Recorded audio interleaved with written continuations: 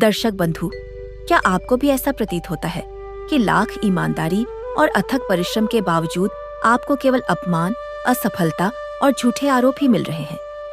क्या आपके बने बनाए काम अंतिम क्षण में आकर अचानक बिगड़ जाते हैं?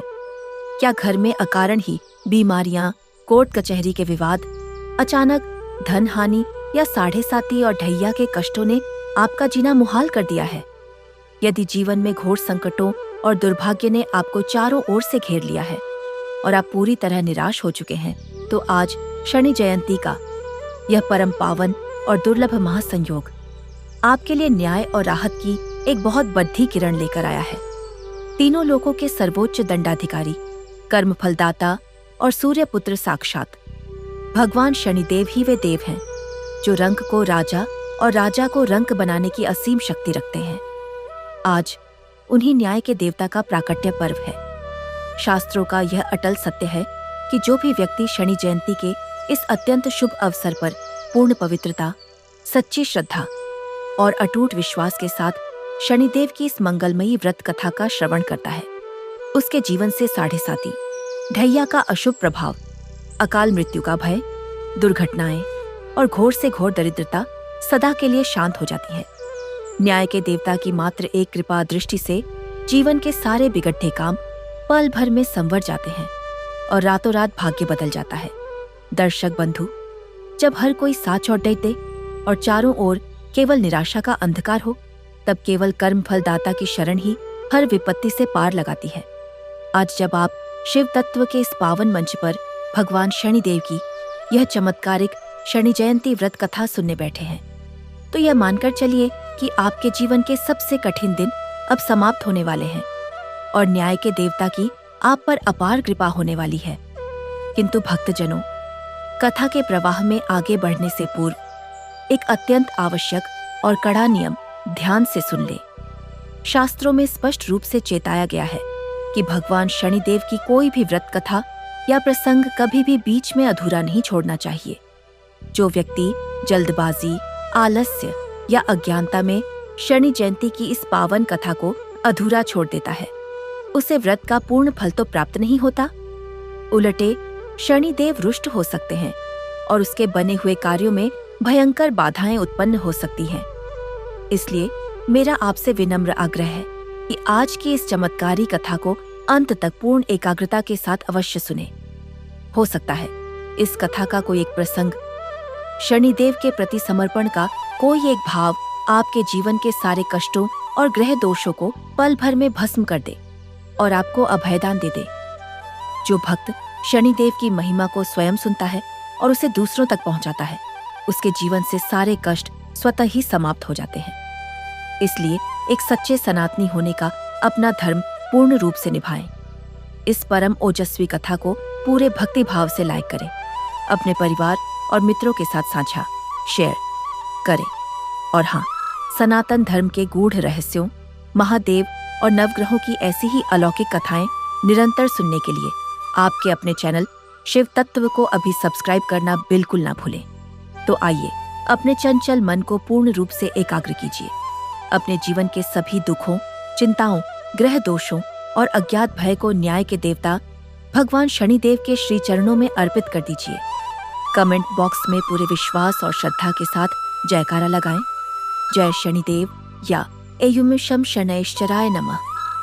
और कर्म फलदाता सूर्य पुत्र भगवान शनि महाराज का स्मरण करते हुए आइए आरंभ करते हैं शनि जयंती की इस परम कल्याणकारी व्रत कथा की मंगलमयी यात्रा।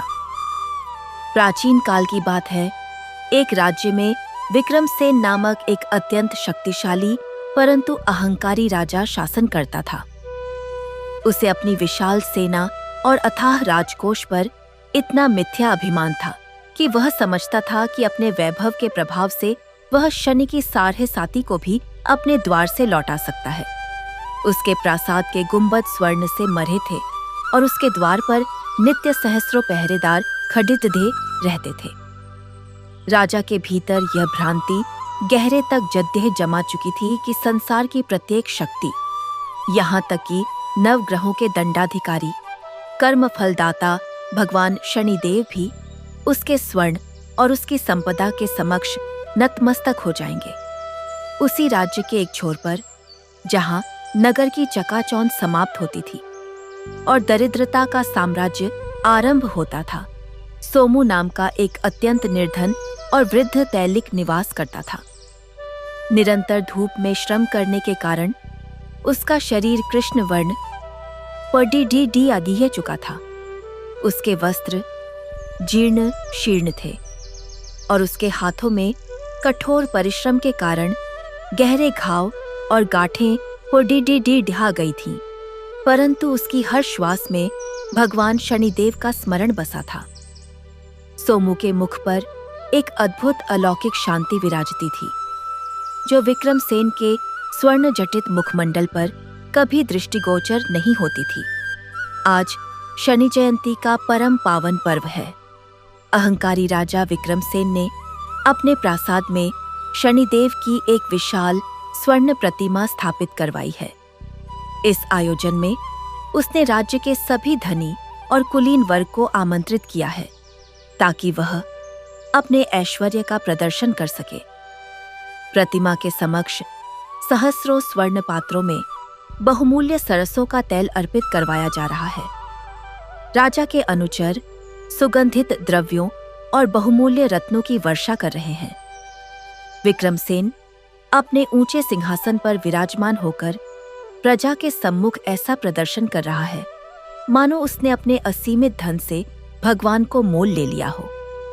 उसके नेत्रों में रत्ती भर भी भक्ति नहीं है, केवल अपने वर्चस्व और अपनी संपदा का घोर अहंकार है। वह पुरोहितों को आदेश दे रहा है कि मंत्रों का उच्चारण और तीव्र गति से किया जाए, ताकि देवता शीघ्र प्रसन्न हो। दूसरी ओर नगर के उस सुदूर छोर पर निर्धन सोमू ने एक प्राचीन पीपल के वृक्ष के नीचे लोहे की एक छोटी सी जंग लगी हुई प्रतिमा रखी है। उसके पास अर्पित करने हेतु तेल का एक भी बिंदु नहीं है। सोमू जानता है कि भगवान को अर्पित करने के लिए उसे अपनी काया का ही स्वेद बहाना होगा। अतः वह दिन भर चिलचिलाती धूप में तप्त भूमि पर नंगे पांव रहकर कठोर श्रम करता है। वह कोल्हू चलाता है। अपनी जर्जर काया से वह भारी काठ धकेलता है और अपने स्वेद की एक एक बूंद को भूमि पर गिरने देता है। उस कठोर तपस्या और स्वेद से अर्जित धन से वह अत्यंत अल्प मात्रा में तेल प्राप्त करता है और उस तेल से केवल एक लघु मृत्तिका का दीपक प्रज्वलित करता है। दीपक की वह क्षीण लौ वायु के थपेदों से कांप रही है, परंतु सोमू की निष्ठा अचल है। सोमू गदगद कंठ से अश्रुपूर्ण नेत्रों के साथ हाथ जोड़ कर कहता है, हे कर्म फलदाता, मेरे पास आपको अर्पण करने हेतु कोई स्वर्ण नहीं, कोई बहुमूल्य रत्न नहीं, केवल मेरे कठोर श्रम और निष्ठा का यह तेल है। मेरे भीतर की हर श्वास आपका ही स्मरण है। इसे स्वीकार करें प्रभु। वहीं निकट ही उसकी पुत्री भैरवी, जिसके वस्त्र भी अत्यंत साधारण और कई स्थानों से फटे हुए हैं, पूर्ण वात्सल्य और भक्ति भाव से श्वान और काक को अपने हिस्से का ग्रास कराती हुई मंगल गीत गा रही है। उसके मुख से निरंतर एयुएम प्राण प्रीम प्रौ सह शनैश्चराय नमः का पावन मंत्र गुंजायमान हो रहा है। दिन ढलने लगता है और राजा विक्रमसेन अपने लाव लश्कर के साथ नगर भ्रमण के लिए निकलता है। उसका रथ जब उस प्राचीन पीपल के वृक्ष के समीप से गुजरता है, तो राजा की दृष्टि सोमू की उस दरिद्र पूजा और उसके उस छोटे से दीपक पर पोडी दौड़ती है। राजा के अधरों पर एक कुटिल और उपहासपूर्ण मुस्कान तैर जाती है। वह अपने रथ को रुकवाता है और अत्यंत दर्प से भरकर कहता है, अरे दरिद्र सोमू, भगवान शनि सूर्य पुत्र हैं, नवग्रहों के न्यायाधीश हैं। उन्हें तेरा यह दरिद्रता का स्वेद, यह मिट्टी का दीपक और यह मलिनता प्रिय नहीं है। देख, वे आज मेरे भव्य प्रासाद में पधारेंगे, जहां स्वर्ण के पात्रों में सुगंधित तेल की नदियां बह रही हैं। तेरी इस जीर्ण कुटिया में नहीं, जहां दरिद्रता के अतिरिक्त और कुछ भी नहीं। राजा के अनुचर भी सोमू पर अट्टहास करने लगते हैं, परंतु सोमू के मुख पर कोई विकार नहीं आता। वह अत्यंत शांत, नम्र और अटल स्वर में उत्तर देता है, महाराज, शनिदेव तो कर्म फलदाता हैं। वे स्वर्ण का प्रासाद नहीं, अपितु प्राणी के हृदय की भावना और कर्मों की शुद्धता देखते हैं। आपके स्वर्ण में आपका अहंकार प्रतिबिंबित होता है और मेरे इस तैल में मेरा स्वेद और मेरा सत्य। न्याय के देवता उस तैल को स्वीकार करेंगे जिसमें निष्काम कर्म की सुगंध होगी।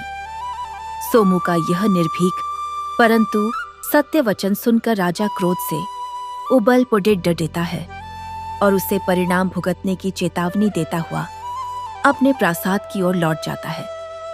शनि जयंती की वह भयंकर और अंधकारमयी मध्यरात्रि आ पहुंचती है। प्रकृति मानो किसी बहुत बढ़ती घटना की प्रतीक्षा कर रही है। सहसा संपूर्ण नगर में एक भयानक और सघन अंधकार छा जाता है। नक्षत्र बादलों की ओट में छिप जाते हैं और वायु एक तीव्र और डरावनी ध्वनि के साथ बहने लगती है। उसी गहन अंधकार में राजा विक्रमसेन के प्रासाद के भव्य सिंह द्वार पर एक अत्यंत वृद्ध कृशकाय व्यक्ति पहुंचता है। उस वृद्ध का शरीर लोहे की भारी और जंग लगी बेदियों से चकत्था हुआ है। उसके संपूर्ण शरीर पर गहरे और लहूलुहान घाव हैं, जिनसे निरंतर रक्त बह रहा है। वह पीड़ा से कराह रहा है। उसके होंठ सूखे हुए हैं। वह प्रासाद के द्वारपालों के समक्ष गिर पड़ता है और अत्यंत दीन स्वर में पुकारता है, हे राजन, मैं अत्यंत क्षुधार्त हूँ और मेरे घाव मुझे अत्यंत पीड़ा दे रहे हैं। मेरे शरीर का रोम रोम जल रहा है।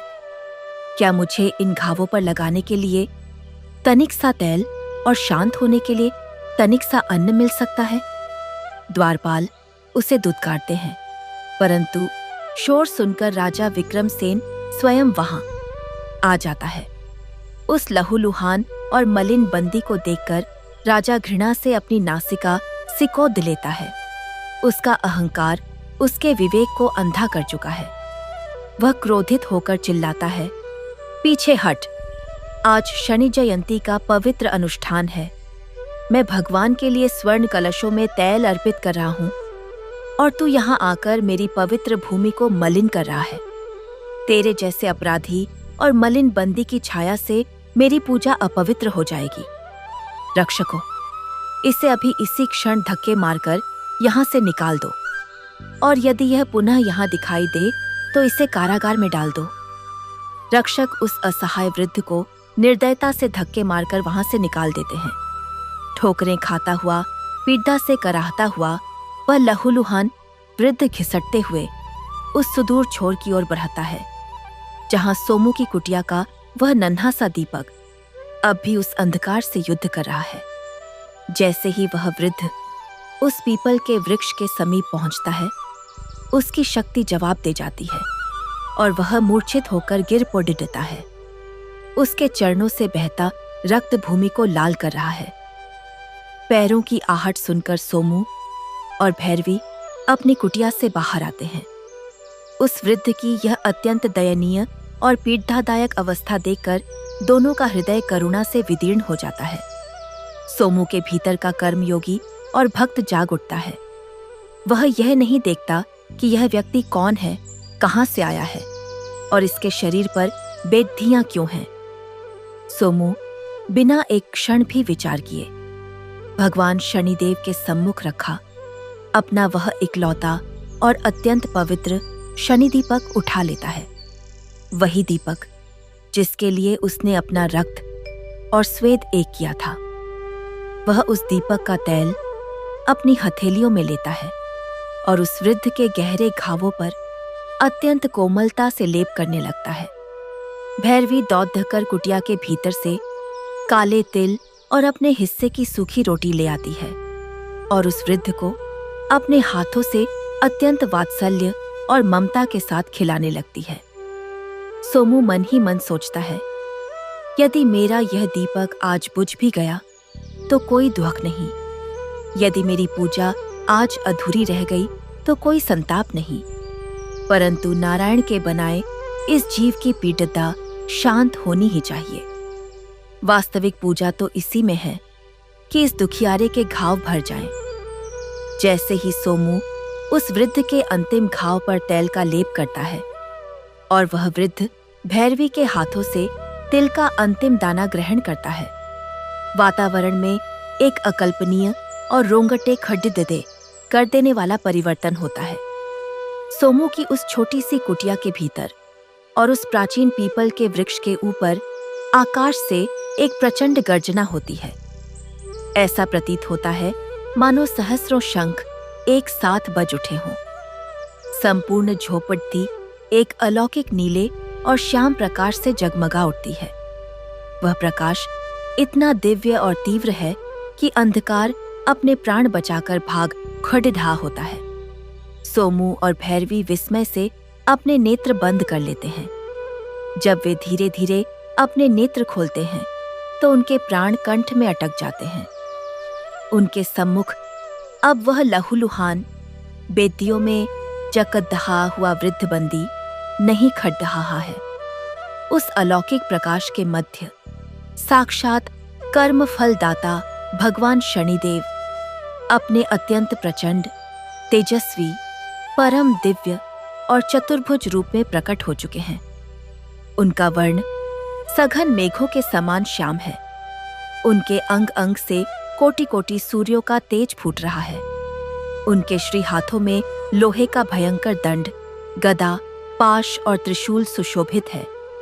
उनके शीश पर न्याय का मुकुट चमक रहा है, परंतु उनके उन विशाल और तेजस्वी नेत्रों में क्रोध नहीं, अपितु सोमू और भैरवी के लिए परम करुणा और वात्सल्य का सागर उम्द रहा है।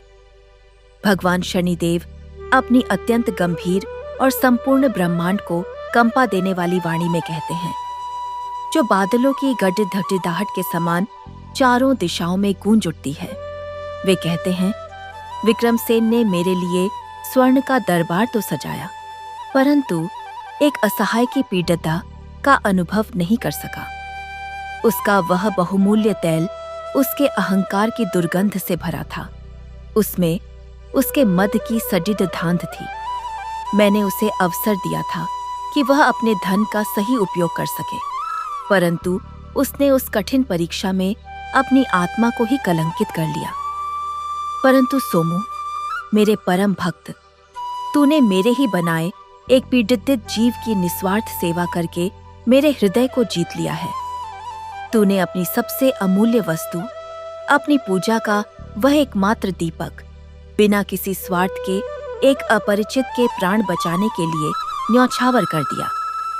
तेरा यह स्वेद, यह निष्काम कर्म और यह तिल रोटी मुझे वैकुंठ के 56 भोगों और विक्रमसेन के उन सहस्रों स्वर्ण कलशों से भी अधिक प्रिय है। आज तूने यह सिद्ध कर दिया है कि मेरी प्रसन्नता कर्म कांडों के दिखावे में नहीं, अपितु प्राणी मात्र के प्रति करुणा और धर्म के पालन में है। जय शनिदेव की प्रचंड गूंज से संपूर्ण अंतरिक्ष थर्रा उठता है। देखते ही देखते भगवान शनिदेव की एक कृपा दृष्टि से ही एक अद्भुत अलौकिक चमत्कार घटित होता है। सोमू की वह जीर्ण कुटिया और वह रूखी भूमि एक परम पवित्र और भव्य धाम में परिवर्तित हो जाती है। वहां कोई स्वर्ण या मणि नहीं, अपितु एक ऐसी आध्यात्मिक शांति और अलौकिक वैभव छा जाता है जिसका वर्णन शब्दों में संभव नहीं। सोमू और भैरवी की दरिद्रता सदा के लिए नष्ट हो जाती है और उनके शरीरों पर दिव्य वस्त्र और आभूषण प्रकट हो जाते हैं, जो किसी भौतिक धातु के नहीं, अपितु पुण्य के बने हैं। वहीं दूसरी ओर नगर के उस पार राजा विक्रमसेन के प्रासाद में एक भयंकर हाहाकार मच जाता है। राजा का वह सारा स्वर्ण जिस पर उसे इतना घमंड था, एक ही क्षण में जंग लगे लौह और काली भस्म में बदल जाता है। उसके राजकोष की सारी संपत्ति राख का ढेर बन जाती है। उसका सारा अहंकार, उसका मद, सब उसी भस्म में मिल जाता है। राजा को अपनी उस भयंकर भूल का बोध होता है। वह समझ जाता है कि कर्मफल दाता ने अपना न्याय कर दिया है। विक्रमसेन अपने सिर के बाल नोचता हुआ, फूट फूट कर रुदन करता हुआ नंगे पांव भागकर सोमू की कुटिया की ओर आता है। उसका शरीर धूल धूसरित है और उसकी आंखों से पश्चाताप के आंसू बह रहे हैं। वह सीधे सोमू के चरणों में गिर पड़ डिडता है और अत्यंत दीनहीन अवस्था में क्षमा की याचना करता है, यह समझते हुए कि सच्ची पूजा आडंबर में नहीं अपितु निष्काम कर्म और करुणा में है। कर्मफल दाता की जय की ध्वनि निरंतर गूंज रही है। भगवान शनिदेव अंतर्ध्यान हो चुके हैं, परंतु उनकी वह ब्रह्मांडीय वाणी अब भी वायु में तैर रही है, जो कर्म के अत्यंत गूढ़ और अमोघ सिद्धांत की व्याख्या कर रही है। वह वाणी कह रही है कि हे मनुष्यों, यह संसार केवल और केवल कर्मों का एक विशाल दर्पण है। तुम जो बोते हो वही अनंत गुना होकर तुम्हारे सम्मुख लौटता है। जब अहंकार का अंधकार मनुष्य की बुद्धि को घेर लेता है, तब वह भौतिक वस्तुओं को ही अपना सर्वस्व मान बैठता है। उसे लगता है कि सत्ता और संपदा से वह विधाता के विधान को चुनौती दे सकता है, परंतु स्मरण रहे, काल का चक्र किसी की सत्ता नहीं देखता। राजा का वह सारा मिथ्या आडंबर अंततः भस्म ही होना था, क्योंकि वह उस नींव पर खड़िदा था जो दूसरों के शोषण और अपनी श्रेष्ठता के भ्रम से बनी थी। जब कोई प्राणी किसी अन्य जीव के कष्ट को अपना कष्ट समझकर निवारण करता है, तब वह साक्षात ईश्वर की आराधना करता है। सोमू ने उस बंदी में ईश्वर का ही अंश देखा। उसने उस मलिन काया के भीतर छिपी आत्मा की पीड़ा को समझा। उसने यह नहीं सोचा कि उसका यह कार्य उसके धार्मिक अनुष्ठान में बाधा उत्पन्न करेगा, क्योंकि सबसे बड़ा अनुष्ठान तो सेवा ही है। यही शनि जयंती का सबसे बड़ा और सबसे गहरा आध्यात्मिक रहस्य है। शनिदेव केवल दंड नहीं देते, वे तो आत्मा को उसके विकारों से मुक्त करने वाले एक कठोर वैद्य हैं। उनका दंड वस्तुतः एक उपचार है, जो मनुष्य के भीतर छिपे उस अहंकार रूपी विष को नष्ट करता है, जो उसे पतन की ओर ले जा रहा होता है। राजा विक्रमसेन का स्वर्ण का भस्म में परिवर्तित होना कोई श्राप नहीं था, अपितु वह उस राजा के लिए एक जागृति थी, एक ऐसा आघात था जिसने उसके भ्रम के उस आवरण को छिन्न भिन्न कर दिया, जिसने उसकी आत्मा को बंदी बना रखा था। अब विक्रमसेन को सत्य का मार्ग दिखाई दे रहा है। वह सोमू के चरणों में बैठकर उस निष्काम कर्म की दीक्षा ले रहा है, जिसे सोमू जीवन भर जीता आया है। यह घटना यह उद्घोष कर रही है कि जब तक प्राणी के भीतर स्वार्थ शेष है, तब तक कोई भी पूजा, कोई भी मंत्र, कोई भी अनुष्ठान भगवान तक नहीं पहुंच सकता। AUM प्राण प्रेम प्रों स शनैश्चराय नमः का यह मंत्र केवल जपने के लिए नहीं है, अपितु इसे अपने आचरण में उतारने की आवश्यकता है। यह मंत्र हमें सिखाता है कि हमें अपने भीतर के उस श्याम वर्ण रूपी सत्य को स्वीकार करना चाहिए, जो हर भौतिक चकाचौंध से परे है। उस प्राचीन पीपल के वृक्ष के नीचे अब एक ऐसा सिद्ध स्थान बन चुका है, जहां दूर दूर से लोग केवल यह शिक्षा ग्रहण करने आते हैं कि कर्म का फल अत्यंत सूक्ष्म और अचूक होता है। एक छोटा सा सत्कर्म भी ब्रह्मांड के संपूर्ण अंधकार को मिटाने की क्षमता रखता है, और एक छोटा सा अहंकार संपूर्ण जीवन की तपस्या को भस्म कर सकता है। सोमू और भैरवी अब उसी परम निष्ठा के साथ प्राणी मात्र की सेवा में लीन है। उनका जीवन अब पूर्णतः एक यज्ञ बन चुका है, जिसमें वे नित्य अपनी इच्छाओं की आहुति देते हैं, और बदले में उन्हें जो परम आनंद प्राप्त होता है, उसकी तुलना इस संसार के किसी भी वैभव से नहीं की जा सकती। यह आनंद ही तो वास्तविक मुक्ति है।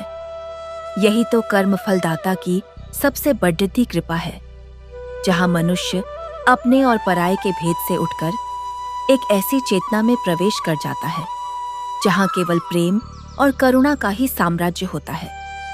और इसी प्रकार काल का चक्र निरंतर आगे बढ़ाता रहता है, यह सिखाते हुए कि हर श्वास, हर कर्म और हर विचार का अपना एक महत्व है और सृष्टि का वह महान न्यायाधीश एक एक पल का हिसाब रखता है, जहां न कोई बच सकता है और न कोई छिप सकता है, क्योंकि सत्य का प्रकाश अंततः हर प्रकार के अज्ञान को भेद ही देता है और जीवन की यह महान यात्रा अनवरत रूप से अपने गंतव्य की ओर अग्रसर होती रहती है, जहां आत्मा को अंततः उसी परम शक्ति में विलीन होना है जिससे वह उत्पन्न हुई है। और यह सब कुछ उस असीम ब्रह्मांड की उस महान योजना का हिस्सा है जो मानवीय कल्पना से बहुत परे है, जहां कर्मों की गूंज कभी समाप्त नहीं होती, बल्कि वे एक नए जन्म, एक नई परिस्थिति और एक नई चेतना का निर्माण करते हुए आगे बढ़ाते ही चले जाते हैं। और इसी सत्य के अन्वेषण में विक्रम सेन का जीवन पूर्णतः परिवर्तित हो गया।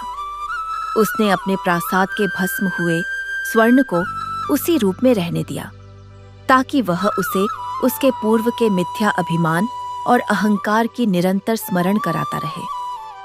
वह अब एक अधिपति की भांति नहीं, अपितु एक सेवक की भांति राज्य का संचालन करने लगा। उसके राजकोष का उपयोग अब अपनी विलासिता के लिए नहीं, अपितु दीनहीन और दरिद्रों के कल्याण के लिए होने लगा। उसके राज्य में कोई भी क्षुधार्त नहीं सोता था, कोई भी बंदी बिना उचित न्याय के कारागार में नहीं एड्डी दाता था। सोमू और भैरवी का वह पवित्र धाम अब संपूर्ण आर्यावर्त में एक महान तीर्थ के रूप में विख्यात हो गया था, जहां लोग अपनी भौतिक कामनाओं की पूर्ति के लिए नहीं, अपितु कर्मों की शुद्धि और निष्काम सेवा का मर्म समझने आते थे। वहां नित्य तैल का एक विशाल और अखंड दीपक प्रज्वलित रहता था, जो किसी बहुमूल्य धातु का नहीं, अपितु उसी प्राचीन मिट्टी का बना था। और उसमें जलने वाला तैल उन सहस्त्रों भक्तों के कठिन परिश्रम और श्वेत का परिणाम होता था, जो वहां आकर निस्वार्थ भाव से अपनी सेवा अर्पित करते थे। वह अखंड ज्योति इस बात का प्रमाण थी कि सत्य की लौ को कभी भी अहंकार के अंधकार से बुझाया नहीं जा सकता। कर्मफलदाता की जय के उद्घोष से वह संपूर्ण क्षेत्र गुंजायमान रहता था, परंतु भगवान शनिदेव की लीलाएं और उनके न्याय का चक्र यहाँ रुकने वाला नहीं था, क्योंकि संसार में जब तक विरोधाभास है, जब तक प्रकाश और अंधकार का संघर्ष है, तब तक कर्मों की कठिन परीक्षा भी अनिवार्य है। एक दिन उस राज्य में एक अत्यंत कुटिल और धूर्त व्यापारी का आगमन हुआ। उसका नाम कालकेतु था। कालकेतु को अपनी कुशाग्र बुद्धि और धन संचय की कला पर अत्यंत घमंड था। वह समझता था कि अपनी धूर्तता से वह विधाता के लिखे लेख को भी बदल सकता है। जब उसने विक्रम सेन के परिवर्तन और उस मिट्टी के दीपक की महिमा के विषय में सुना, तो वह उपहास करते हुए अट्टहास करने लगा। उसने नगर के चौराहे पर खड़िद्दे होकर उद्घोष किया कि यह सब एक भ्रम है, कोई अलौकिक चमत्कार नहीं होता, और वह यह सिद्ध कर देगा कि संपदा और कुशाग्र बुद्धि के समक्ष कोई भी न्याय या धर्म टिक नहीं सकता। कालकेतु का यह दुस्साहस साक्षात मृत्यु को आमंत्रण देने के समान था, परंतु अज्ञान के मद में चूर व्यक्ति को सत्य कहाँ दिखाई देता है। उसने सोमू के उस पवित्र धाम की ओर प्रस्थान किया, जहां भैरवी अब एक अत्यंत सिद्ध और ज्ञानी तपस्विनी के रूप में लोक कल्याण में रत थी। कालकेतु अपने साथ बहुमूल्य रत्नों से भरी गादियां ले गया और उसने भैरवी के समक्ष वह समस्त वैभव प्रस्तुत करते हुए कहा कि हे तपस्विनी, तुम्हारे इस मिट्टी के दीपक से क्या होगा? मेरे इन रत्नों की चमक से संपूर्ण धाम को जगमगा दो और अपने इस दरिद्र जीवन को त्याग कर सुख भोगो। भैरवी, जिसके मुख पर अब साक्षात सूर्य के समान तेज था, अत्यंत शांत स्वर में बोली, हे अज्ञानी, ये रत्न केवल पत्थर हैं, जिनमें न तो क्षुधा शांत करने की क्षमता है और न ही आत्मा की तृप्ति करने की। तेरा यह वैभव उसी प्रकार नाशवान है जैसे ग्रीष्म ऋतु में ओस की बूंद। सच्चा राजकोष तो वह है जो जीव के कल्याण से अर्जित होता है। भैरवी के इन वचनों को सुनकर कालकेतु क्रोधित हो गया और उसने अहंकारवश उस अखंड दीपक को बुझाने का प्रयास किया। जैसे ही उसने उस पवित्र दीपक की ओर अपना हाथ बढ़ाया, एक अत्यंत तीव्र और झुलसा देने वाली वायु का झोंका आया और उसके रथों में बंधे सभी अश्व भयभीत होकर भाग खड़ी डदे हुए। उसी क्षण आकाश में भयानक काले मेघ घिर आए और दिन में ही गहन अंधकार छा गया। एयम प्राण प्रीं प्रौ सह शनैश्चराय नमः की प्रचंड ध्वनि मानो स्वयं पाताल चीरकर प्रकट होने लगी। वायु में एक अत्यंत गुरुत्वाकर्षण और दबाव उत्पन्न हो गया, जिससे कालकेतु के प्राण घुटने लगे। तभी उस सघन अंधकार में भगवान शनिदेव की वही अत्यंत विशाल, श्याम वर्ण और तेजस्वी आकृति प्रकट हुई। उनके हाथ में धारण किया हुआ लोहे का दंड उस पापी के कुकर्मों का हिसाब मांगने के लिए उद्यत था। भगवान शनिदेव ने अपने अत्यंत भयानक और न्यायपूर्ण स्वर में कहा, हे कालकेतु, तूने अपने धन के मद में सत्य को चुनौती दी है। तेरी यह संपदा, जिसे तूने दूसरों का शोषण करके अनाथों का धन हड़प कर और मिलावट करके अर्जित किया है, आज से तेरे लिए ही विष बन जाएगी। तेरे इन रत्नों में तुझे अग्नि की तपन का अनुभव होगा और तेरी यह कुशाग्र बुद्धि, जो केवल छल कपट में पारंगत है, आज से ही भ्रष्ट हो जाएगी। जय शनिदेव के महाघोष के साथ भगवान की दृष्टि कालकेतु के उन बहुमूल्य रत्नों पर पड़ी दी थी और देखते ही देखते वे सभी रत्न विषैले सर्पों और बिच्छुओं में परिवर्तित हो गए। कालकेतु भय से चीखता हुआ अपनी जान बचाने के लिए भागा, परंतु वह जिधर भी जाता उसे वही सर्प और बिच्छू दिखाई देते। उसकी सारी संपदा मिट्टी बन गई और वह उसी क्षण एक अत्यंत दरिद्र और भिक्षा मांगने वाले व्यक्ति में परिवर्तित हो गया। उसकी मति भ्रष्ट हो गई और वह नगर नगर यह चिल्लाता हुआ घूमने लगा कि कर्मों का फल अटल है, कर्मों का फल अटल है। यह दृश्य देखकर वहां उपस्थित सभी जनों के रोंगटे खड्डे दद्दे हो गए। उन्होंने भगवान शनिदेव के उस परम प्रचंड और न्यायकारी रूप के समक्ष साष्टांग दंडवत प्रणाम किया।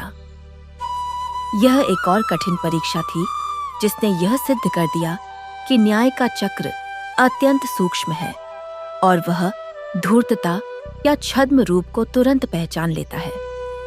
भैरवी ने अत्यंत करुणा और भक्तिभाव से भगवान की स्तुति की और कहा कि हे प्रभु, आपका दंड ही सबसे बड़ा वरदान है, जो मनुष्य को उसके अज्ञान की निद्रा से जगाता है। भगवान शनिदेव ने भैरवी को आशीर्वाद दिया और पुनः अंतर्ध्यान हो गए, परंतु यह सत्य और अधिक स्पष्ट हो गया कि इस संसार में मनुष्य को अपने कर्मों का फल भुगतना ही पूर्णित रहता है, चाहे वह राजा विक्रमसेन हो या धूर्त कालकेतु। कोई भी छल, कोई भी शक्ति और कोई भी राजकोष उस कर्म सिद्धांत को भेद नहीं सकता। समय अपनी अबाध गति से प्रवाहित होता रहा। सोमू ने अपनी आयु पूर्ण होने पर पूर्ण शांति और तृप्ति के साथ अपनी देह का त्याग किया और उसे साक्षात भगवान शनिदेव के परम धाम में स्थान प्राप्त हुआ। भैरवी अब उस महान परंपरा का निर्वहन कर रही थी। उस राज्य में अब एक नई व्यवस्था का जन्म हो चुका था, जहां धर्म और कर्म ही सबसे बड़े मूल्य माने जाते थे। परंतु मानव मन का विरोधाभास और माया का आवरण इतना प्रबल है कि वह युगों युगों तक आत्माओं को भरमाता रहता है। कुछ वर्षों पश्चात उस राज्य की सीमा पर स्थित एक अन्य राज्य का राजा, जिसका नाम भद्रसेन था, वह अपनी विशाल सेना के बल पर संपूर्ण आर्यावर्त को जीतने की महत्वाकांक्षा पाले हुए था। भद्रसेन अत्यंत क्रूर था और उसने कई राज्यों को नष्ट करके वहां के निर्दोष लोगों को बंदी बना लिया था। उसके कारागार उन निरपराधी कारावासियों की चीखों से गूंजते रहते थे। भद्रसेन को जब विक्रमसेन के राज्य की शांति और समृद्धि के विषय में ज्ञात हुआ तो उसके मन में ईर्ष्या उत्पन्न हुई। उसने सोचा कि यह कैसा राज्य है जहां सेना से अधिक धर्म और कर्म को महत्व दिया जाता है। मैं ऐसे दुर्बल राज्य को क्षण भर में अपने अधीन कर लूंगा। उसने अपनी विशाल और क्रूर सेना को विक्रमसेन के राज्य पर आक्रमण करने का आदेश दे दिया। भद्रसेन की सेना टिड्डी दल के समान उस शांत राज्य की ओर बढ़ने लगी। उनके घोड़ों की टापों से उद्भवने वाली धूल से आकाश आच्छादित हो गया। जब विक्रमसेन को इस आक्रमण की सूचना मिली तो उसके मंत्रियों ने उसे युद्ध की तैयारी करने का परामर्श दिया, परंतु विक्रमसेन, जो अब अहंकार और हिंसा को त्याग कर पूर्णतः कर्मयोग के मार्ग पर चल रहा था, अत्यंत शांत रहा। उसने कहा कि हमारा रक्षक हमारी तलवारें नहीं, अपितु हमारे सत्कर्म और हमारे न्याय के देवता हैं। यदि हमने सत्य का पालन किया है तो कोई भी शस्त्र हमारा अहित नहीं कर सकता। उसने अपनी प्रजा को भयभीत न होने और एयुएम प्राण प्रीम प्रो सह शनैश्चराय नमः का अजपा जाप करने का निर्देश दिया। संपूर्ण राज्य में अस्त्र शस्त्र की झंकार के स्थान पर केवल एक ही नाद गूंजने लगा। भद्रसेन की सेना जब राज्य की सीमा पर पहुंची तो उसने देखा कि विक्रमसेन की सेना युद्ध के लिए उद्यत ही नहीं है। भद्रसेन अट्टहास करने लगा और उसने आदेश दिया कि इस संपूर्ण राज्य को अग्नि के हवाले कर दो और सभी को बंदी बना लो। परंतु जैसे ही उसकी सेना ने आगे बढ़ने का प्रयास किया, प्रकृति का एक अत्यंत भयानक और प्रलयंकारी रूप प्रकट हुआ। भयंकर झंझावात चलने लगे, भूमि फटने लगी और आकाश से एक अत्यंत तीव्र और अंधा कर देने वाला श्याम वर्ण का प्रकाश पृथ्वी पर गिरने लगा। भद्रसेन के सैनिक जो अस्त्र शस्त्र उठाए हुए थे, उनके अस्त्र स्वयं ही उनके हाथों से छिटक कर दूर गिरने लगे। उन सैनिकों के शरीरों पर अचानक लोहे की भारी बेधियां जकद धस गईं। ठीक वैसी ही बेधियां जैसी भद्रसेन ने निर्दोष कारावासियों को पहनाई थी। भद्रसेन का रथ उसी स्थान पर धंस गया और उसके अश्व पाषाण के हो गए। संपूर्ण रणभूमि में हाहाकार मच गया और तब अंतरिक्ष से वही महाभयंकर और प्राणों को कंपा देने वाली ध्वनि उत्पन्न हुई। हे भद्रसेन, तूने अपने शक्ति के मद में निरपराधों का रक्त बहाया है और अब तू धर्म की इस भूमि पर अपनी अपवित्र दृष्टि डाल रहा है। तेरा यह अहंकार अब तेरे विनाश का कारण बनेगा। कर्म फलदाता की जय का नाद चारों दिशाओं से गूंज रहा था। भगवान शनिदेव का वह दृश्य और अमोघ पाश भद्रसेन के गले में कसने लगा। भद्रसेन, जो कुछ क्षण पूर्व स्वयं को मृत्यु का स्वामी समझ रहा था, अब पीड़ा और भय से तड्डीडी हाँप रहा था। उसने अपने चारों ओर देखा कि उसकी वह अजेय सेना असहाय और पंगु हो चुकी है। कोई भी किसी की सहायता करने में सक्षम नहीं था। यह एक ऐसा अलौकिक चमत्कार था जो मानव की बुद्धि और विज्ञान की सीमा से परे था। भगवान का न्याय किसी से छिपा नहीं था। जो पीड़ा भद्रसेन ने दूसरों को दी थी, आज वही पीड़ा सहस्त्रों गुना होकर उस पर टूट फूट ही की थी। उसके प्राण उसके शरीर को छोड़ देने के लिए व्याकुल थे, परंतु कर्मों का दंड भोगे बिना मृत्यु भी कहाँ सुलभ होती है। विक्रमसेन और भैरवी यह सब दूर से देख रहे थे। उनके हृदय में भद्रसेन के प्रति भी करुणा जागृत हुई, परंतु वे जानते थे कि कर्मफल दाता के विधान में हस्तक्षेप करने का अधिकार किसी को नहीं है। भद्रसेन को उसके किए का प्रतिफल मिलना ही था। इस महान घटना ने संपूर्ण आर्यावर्त में यह उद्घोष कर दिया कि जब तक समाज में स्वार्थ और अहंकार का अस्तित्व रहेगा, तब तक भगवान शनिदेव की न्याय की गदा इसी प्रकार पापियों का मर्दन करती रहेगी। संसार में जो भी भौतिक शक्तियां हैं, वे सभी उस परम सत्ता के समक्ष अत्यंत तुच्छ और बौनी हैं। जीवन का वास्तविक उद्देश्य संपदा या सत्ता का अर्जन नहीं, अपितु अपनी आत्मा को निर्मल बनाकर उस परम ज्योति में लीन करना है। और इसी प्रकार भगवान शनिदेव की यह अनंत कथा, जो कर्म और न्याय के रहस्य को परत दर परत खोलती है, उस राज्य की वायु में, नदियों के जल में और प्रत्येक जीव की श्वास में अनवरत प्रवाहित होती रही, यह सिखाते हुए कि जीवन का प्रत्येक क्षण, प्रत्येक विचार और प्रत्येक कर्म एक बीज के समान है, जो भविष्य के विशाल वृक्ष का निर्माण करता है। और इस कर्म चक्र से पार पाना केवल और केवल पूर्ण समर्पण और निस्वार्थ प्रेम के द्वारा ही संभव है, जहां न मैं है और न तू। केवल उस परम सत्य की अनुभूति है जो अजर और अमर है। और इसी अनुभूति की खोज में मानव सभ्यता युग युगांतर से अग्रसर होती आई है और सदैव होती रहेगी, बिना किसी विराम के, बिना किसी विश्राम के, निरंतर अपने कर्मों के महासागर में तैरते हुए, जहां एक एक श्वास का हिसाब उस परम सत्ता की दृष्टि में अंकित है, और जहां कोई भी पाखंड या दिखावा उस सर्वव्यापी और सर्वज्ञानी दृष्टि से बच नहीं सकता, जिसके कारण आत्माओं की यह अनंत यात्रा अनवरत चलती रहती है, कभी सुख के मार्ग से तो कभी दुह की पगडंडियों से, कभी वैभव के शिखर पर तो कभी दरिद्रता की गहन खाई में।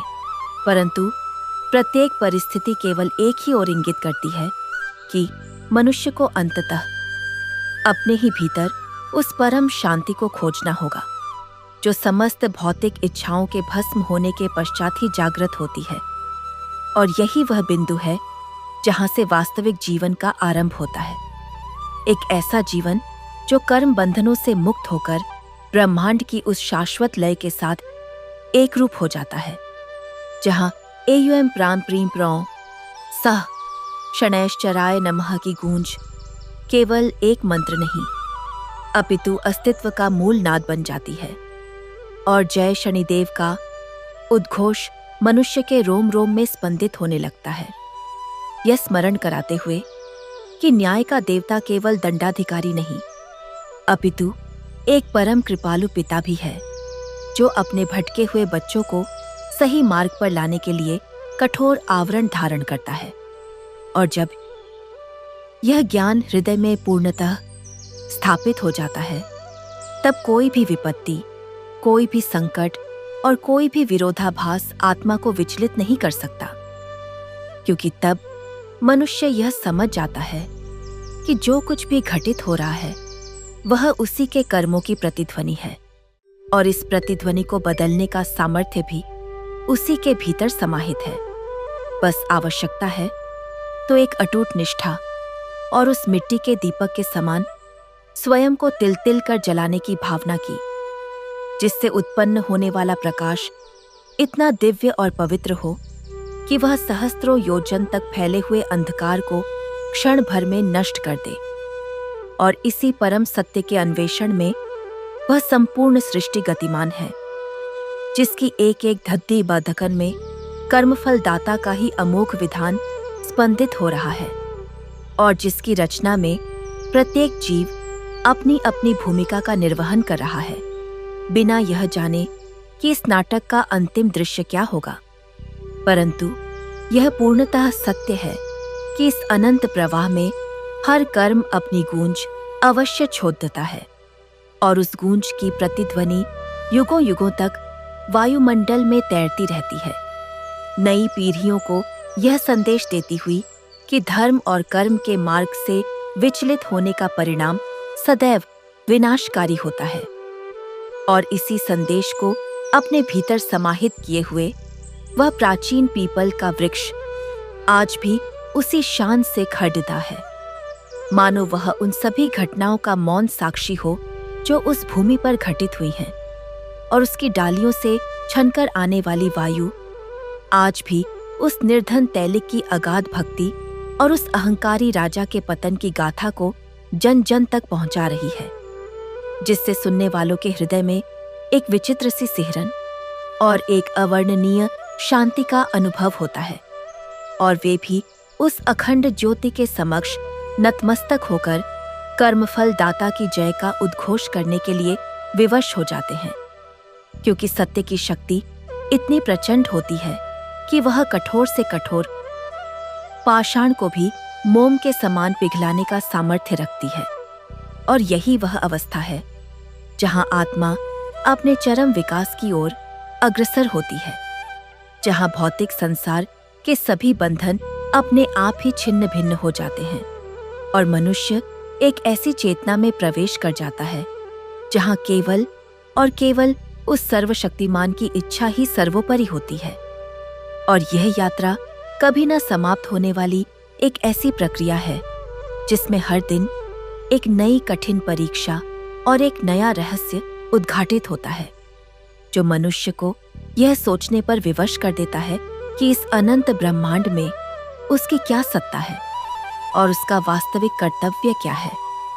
क्योंकि जब तक इस प्रश्न का उत्तर प्राप्त नहीं हो जाता, तब तक वह इसी भवसागर में गोते लगाता रहेगा, कभी इस लहर पर तो कभी उस लहर पर, निरंतर कुछ खोजते हुए, कुछ पाने की लालसा में, यह भूलकर कि जो कुछ भी वह बाहर खोज रहा है वह सब तो पहले से ही उसके भीतर विद्यमान है। बस उस पर पुइडी डिड्डे हुए माया और अहंकार के आवरण को हटाने की आवश्यकता है, और इसी आवरण को हटाने की प्रक्रिया का नाम ही जीवन है, जो कभी सीधी रेखा में नहीं चलता, अपितु एक अत्यंत जटिल और घुमावदार मार्ग है, जहां हर मोड़ पर एक नई चुनौती और एक नया अनुभव साधक की प्रतीक्षा कर रहा होता है। और जो इन चुनौतियों का धैर्य और निष्ठा के साथ सामना करता है, वही अंततः उस परम सत्य का साक्षात्कार करने में सफल होता है, जिसके पश्चात इस संसार में कुछ भी जानने योग्य शेष नहीं रह जाता और आत्मा उस पूर्णता को प्राप्त कर लेती है जिसकी उसे जन्म जन्मांतरों से प्रतीक्षा थी। परंतु यह पूर्णता भी कोई अंतिम पुइडी डाव नहीं है, क्योंकि उस परम सत्ता का कोई आदि या अंत नहीं है, और इसलिए यह प्रवाह भी इसी प्रकार अविरल और अबाध गति से चलता रहेगा, नए युगों का निर्माण करते हुए, नए कीर्तिमान स्थापित करते हुए और कर्म के उस महान सिद्धांत की पुनः पुनः स्थापना करते हुए, जिससे प्रेरित होकर अनगिनत आत्माएं अपने कल्याण का मार्ग प्रशस्त करेंगी और इस अंधकारमयी संसार में ज्ञान का वह प्रकाश फैलाएंगी जो कभी मलिन नहीं हो सकता। और इसी संकल्प के साथ उस महान धाम की वह अखंड ज्योति आज भी उसी दिव्यता के साथ प्रज्वलित है, जो हर उस व्यक्ति को यह स्मरण कराती है कि चाहे परिस्थितियां कितनी भी प्रतिकूल क्यों न हो, चाहे संपूर्ण संसार तुम्हारे विरुद्ध क्यों न खड़ित दरहा हो जाए, परंतु यदि तुम्हारे हृदय में सत्य है और तुम्हारे कर्म निष्काम हैं, तो स्वयं भगवान शनिदेव तुम्हारे रक्षक बन जाते हैं और तब कोई भी बाधा, कोई भी संकट और कोई भी शत्रु तुम्हारा अहित नहीं कर सकता, क्योंकि तुम उस अभेद्य कवच के भीतर सुरक्षित होते हो जो स्वयं कर्मफल दाता ने तुम्हें प्रदान किया है। और इसी विश्वास के साथ वह संपूर्ण सृष्टि अपनी लय में स्पंदित हो रही है, जहां सूरज का उदित होना और चंद्रमा का अस्त होना भी उसी महान विधान का एक अंग है, और जहां हर ऋतु अपना एक विशेष संदेश लेकर आती है, यह सिखाते हुए कि परिवर्तन ही प्रकृति का शाश्वत नियम है।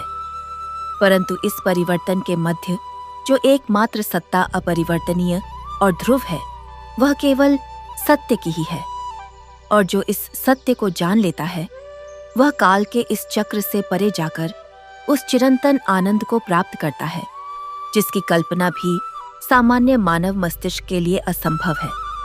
और इसी आनंद की खोज में वह अनंत यात्रा अनवरत जारी रहती है, जहां हर पल एक नया पाठ और एक नई अनुभूति है, जो आत्मा को उसके उस मूल स्वरूप की ओर ले जाती है, जो सर्वथा शुद्ध, बुद्ध और मुक्त है।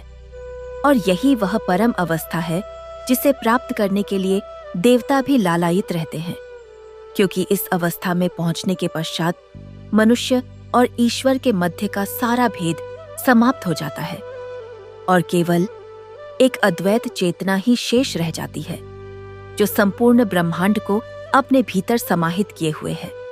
और इसी चेतना का विस्तार करने के लिए यह संपूर्ण नाटक रचा गया है, जिसमें हम सब केवल पात्र हैं, अपनी अपनी भूमिकाएं निभाते हुए और यह सोचते हुए कि हम ही इस जीवन के कर्ता हैं, जबकि वास्तविकता तो ये है कि कर्ता केवल और केवल वही एक परम सत्ता है जो हम सबके भीतर बैठकर इस संपूर्ण खेल का संचालन कर रही है। और जब तक यह भ्रांति दूर नहीं होती, तब तक यह कर्मों का जाल इसी प्रकार उलझता ही चला जाएगा और आत्मा को बार बार इसी संसार में जन्म लेना हो उठेगा, उसी पीड़ा और उसी कष्ट का सामना करने के लिए, जिससे वह भागना चाहती है, परंतु भागने का कोई मार्ग नहीं है। केवल और केवल समर्पण ही एकमात्र उपाय है, जहां मनुष्य अपने अहंकार को पूर्णतः त्याग कर उस परम सत्ता के चरणों में स्वयं को समर्पित कर दे और कहे कि हे प्रभु, जो कुछ भी मेरा है वह सब तुम्हारा ही है और मैं केवल तुम्हारा एक यंत्र हूं। तुम जैसा चाहो वैसा मेरा उपयोग करो। और जब यह भाव हृदय की गहराइयों से उत्पन्न होता है, तब वह परम शक्ति स्वयं आगे बढ़कर अपने भक्त को हृदय से लगा लेती है और उसके जन्म जन्मांतरों के पापों को क्षण भर में भस्म कर देती है। ठीक उसी प्रकार जैसे एक छोटी सी चिंगारी संपूर्ण वन को भस्म कर देती है और तब जाकर उस आत्मा को वह परम शांति प्राप्त होती है, जिसकी उसे युगों से अभिलाषा थी। और इसी शांति का संदेश वह प्राचीन कथा आज भी वायु के हर झोंके के साथ प्रसारित कर रही है, यह आशा करते हुए कि शायद कोई श्रोता इसके मर्म को समझे और अपने जीवन को उस परम सत्य की ओर मोड़ दे, क्योंकि यही मानव जीवन की सार्थकता है और यही उसका अंतिम लक्ष्य है। और जब तक यह लक्ष्य प्राप्त नहीं हो जाता, तब तक यह प्रवाह, यह कथा, यह सत्संग इसी प्रकार अनवरत रूप से चलता ही रहेगा, बिना रुके, बिना थके, निरंतर उस अनंत की ओर अग्रसर होते हुए, जहां न कोई आरंभ है और न कोई अंत, केवल और केवल वह परम आनंद है जो शब्दों की परिधि से पूर्णतः परे है और जिसे केवल अनुभव किया जा सकता है। उस अनुभव में जहां शरीर का भान मिट जाता है और केवल वह एक स्पंदन ही शेष रहता है, जो इस संपूर्ण चराचर जगत का आधार है। और इसी आधार की निरंतर खोज में यह महाकाव्य आगे बढ़ता चला जा रहा है, जिसकी हर पंक्ति में एक नया रहस्य और एक नई प्रेरणा छिपी है, जो उन सभी साधकों का मार्गदर्शन करने के लिए तत्पर है, जो सत्य के इस अत्यंत दुर्गम और कंटकाकीर्ण मार्ग पर चलने का साहस करते हैं, क्योंकि यह मार्ग कायरों और अज्ञानियों के लिए नहीं है। यह तो केवल उन वीर और निष्ठावान आत्माओं के लिए है, जो अपने प्राणों की बाजी लगाने से भी नहीं कतराते और जिनके भीतर वह अलख जग चुकी है, जिसे कोई भी सांसारिक प्रलोभन बुझा नहीं सकता।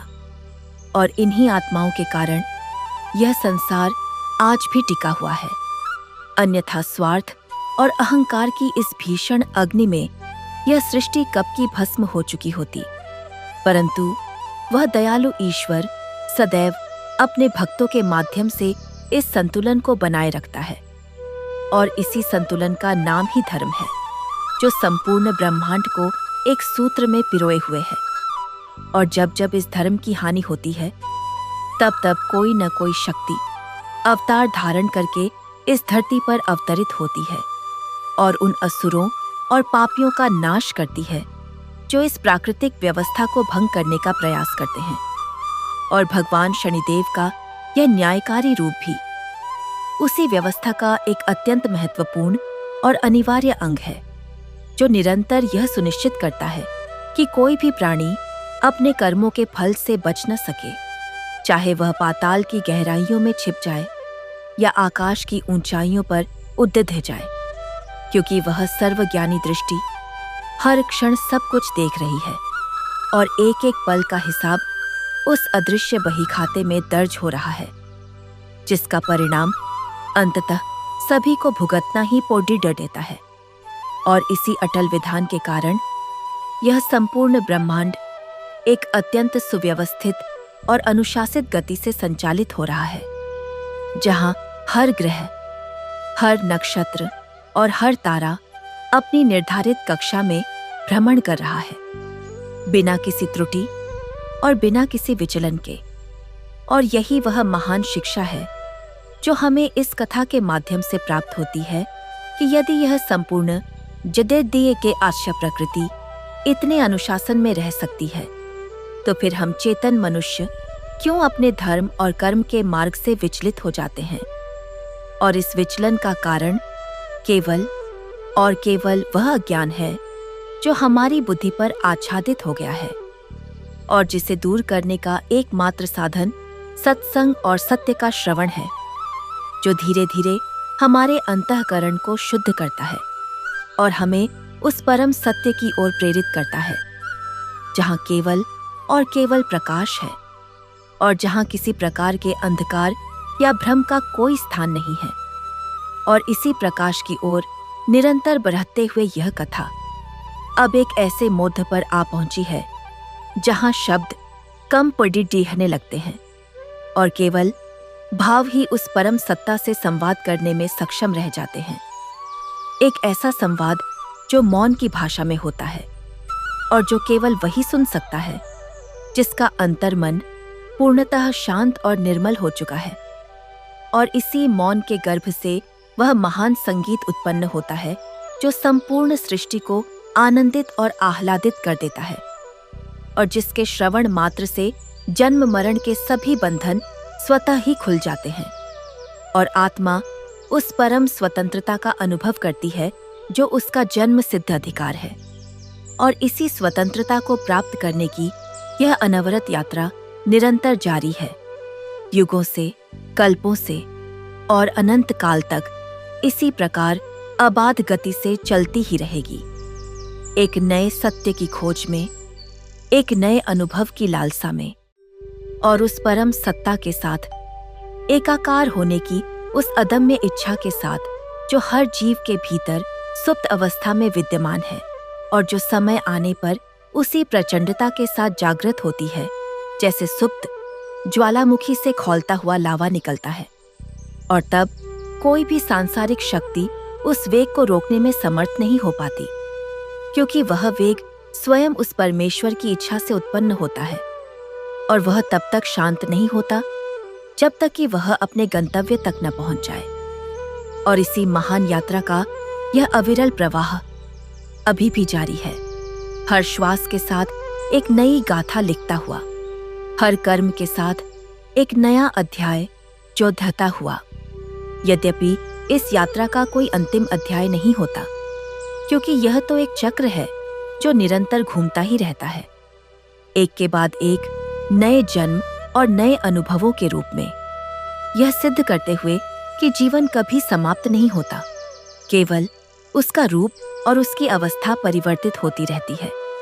और इस परिवर्तन के इस महान महासागर में तैरते हुए हम सब निरंतर उस परम किनारे की ओर बरहाख रहे हैं, जिसकी कल्पना मात्र से ही हृदय गदगद हो उठता है और नेत्रों से प्रेमाश्रु बहने लगते हैं।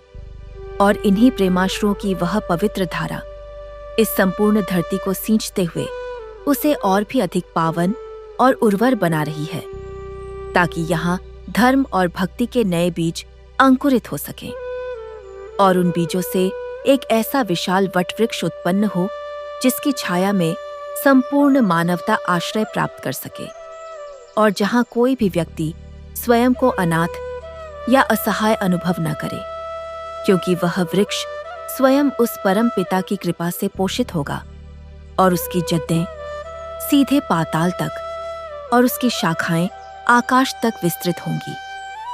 और इसी मंगलमय कामना के साथ यह कथा अपनी उसी तीव्र गति और उसी प्रचंड प्रवाह के साथ आगे बढ़ती ही जा रही है, बिना किसी ठहराव के बिना किसी अंत की ओर देखे, क्योंकि अंत तो केवल एक भ्रम है। सत्य तो केवल यह अनंत और अविरल प्रवाह है जो सदैव वर्तमान में ही घटित होता रहता है और जो भविष्य की अनगिनत संभावनाओं को अपने भीतर समेटे हुए है। और इन्हीं संभावनाओं को आकार देते हुए यह समय का रथ निरंतर दौड़ता जा रहा है, जिसकी गड्डी हड्डाहट में केवल एक ही ध्वनि सुनाई पुड्डी-डी-दाती है, और वह है कर्म और सत्य की विजय की ध्वनि, जो पूरे ब्रह्मांड को चीरते हुए उस परम धाम तक पहुंच रही है, जहां वह परम सत्ता अपनी आंखें मूंदे इस संपूर्ण खेल को अत्यंत मुस्कान के साथ देख रही है। और उसी मुस्कान की वह एक किरण इस संसार के सभी दुखों को हरने के लिए पर्याप्त है, बशर्ते कि कोई उस किरण को अपने हृदय में उतारने के लिए तत्पर हो, और जो इस तत्परता को सिद्ध कर देता है उसका जीवन सदैव के लिए धन्य हो जाता है, और वह इस भवसागर से पार उतरकर उस परम आनंद के महासागर में विलीन हो जाता है, जहां केवल और केवल शाश्वत शांति और असीम प्रेम का ही साम्राज्य होता है। और इसी साम्राज्य की ओर अग्रसर होते हुए यह कथा अनवरत रूप से प्रवाहित होती ही जा रही है, जिसकी हर लहर में जीवन का एक नया रहस्य छिपा है। और अंततः काल का यह महान चक्र अपने एक विशेष परडीडी धाव पर आकर विश्राम लेता है। वह अत्यंत प्राचीन पीपल का वृक्ष, जिसने सोमू के स्वेद, राजा विक्रम सेन के विगलित अहंकार और भैरवी की कठोर परीक्षा को देखा था, आज भी उसी शान से खड़ता है। परंतु अब वह केवल एक वृक्ष नहीं, अपितु संपूर्ण ब्रह्मांड के लिए एक जागृत और सिद्ध तीर्थ बन चुका है। सोमू की उस जीर्ण कुटिया के स्थान पर स्थापित वह भव्य धाम आज भी कर्म और धर्म की सबसे बढ़ती पाठशाला है। वहां प्रज्वलित वह मिट्टी का अखंड दीपक, जिसमें साधारण तैल नहीं अपितु निष्काम कर्म और निस्वार्थ प्रेम का स्नेह जलता है, आज भी युगों युगों के अज्ञान रूपी अंधकार को चीरकर सत्य का अलौकिक प्रकाश फैला रहा है। राजा विक्रम सेन ने अपना शेष जीवन उसी दीपक की लौ के समक्ष एक अत्यंत सामान्य सेवक की भांति व्यतीत किया। उसका सारा वैभव और विशाल राजकोष, जो कभी उसके पतन और घोर अहंकार का कारण बना था, अब दरिद्रों, रोगियों और पीड़ितों के उद्धार का एकमात्र साधन बन गया। उसने यह भली भांति जान लिया था कि मृत्यु के पश्चात कोई स्वर्ण या संपदा साथ नहीं जाती, अपितु केवल वे सत्कर्म जाते हैं जो प्राणी बिना किसी स्वार्थ के करता है। राजा के भीतर का वह विरोधाभास सदा के लिए मिट गया था। भगवान शनिदेव ने अपनी उसी परम करुणा से विक्रम सेन के अंतःकरण को पूर्णतः निर्मल कर दिया और जीवन के अंत में उसे भी अपने परम धाम में स्थान प्रदान किया। भैरवी, जो अब तक उस महान परंपरा का अत्यंत निष्ठा से निर्वहन कर रही थी, अंततः एक दिन ध्यान की उसी परम गहरी अवस्था में साक्षात उसी अलौकिक चमत्कार के साथ उस नीले और श्याम वर्ण प्रकाश में विलीन हो गई। उस दिन संपूर्ण आकाश से दिव्य पुष्पों की निरंतर वर्षा हुई और अंतरिक्ष में कर्मफल दाता की जय का प्रचंड नाद गूंज उठा। यह केवल एक राजा, एक निर्धन तैलिक या एक तपस्विनी की कथा नहीं है, अपितु यह मानव मन के भीतर निरंतर चलने वाले उस गहन संग्राम की कथा है, जहां मिथ्या आडंबर और सत्य की अगाध भक्ति का सदैव टकराव होता है। भगवान शनिदेव का वह प्रचंड, तेजस्वी और दंडाधिकारी रूप केवल उन अज्ञानियों और पापियों के लिए भयंकर है जो असत्य, शोषण और मद के मार्ग पर चलते हैं। परंतु जो प्राणी सोमू की भांति करुणा, निष्काम सेवा और प्राणी मात्र के प्रति प्रेम के मार्ग को अपना लेते हैं, उनके लिए वे साक्षात परम कृपालु और वात्सल्यमयी पिता के समान हैं।